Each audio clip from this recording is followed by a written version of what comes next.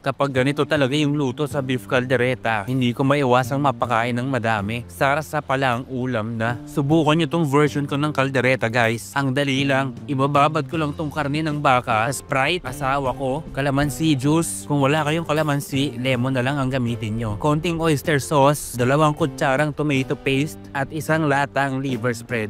Tapos binudburan ko lang to ng ground black pepper at hinalo ko maigi. Chuck roast cut yung gamit ko nga pala dito. Maganda to guys kasi meron siyang litid at konting taba. Binabad ko lang to ng 30 minutes. Tapos noon guys, nag-isa na ako ng sibuyas at bawang. Dinisa ko lang to maigi. Tapos nilagay ko na yung binabad kong karne ng baka. Hinalo-halo ko lang. Tapos tatakpan ko lang to at lulutuin ko ng 5 minutes. Nung mag-iba na yung kulay, nilagay ko na tong tomato sauce. Yung red bell pepper nilagay ko na din. Tapos guys, ito optional lang, beef cube. Hindi nga pala ako naglalagay ng tubig dito ha. Ang pinakasabaw lang nito, yung tomato sauce at yung marinade. Papakuluan ko lang to guys ng 1 oras at kalahati. Habang hinihintay ko lumambot yung karne ng baka, pinrito ko lang tong mga gulay na gagamitin ko. Kung tinatamad kayong magprito, okay lang din naman kasi kayo naman ang kakain. After 1 hour and 30 minutes or kapag malambot na yung karne, ilagay nyo na yung mga gulay. Naglagay din pala ako dito ng mushroom at salted butter. Red chili flakes, inalo ko lang to maigi. Tapos lulutuin ko pa to ng 5 to 7 minutes. After nun guys, malambot na yung ating patatas at carrots. Kaya nilagay ko na tong cheddar cheese.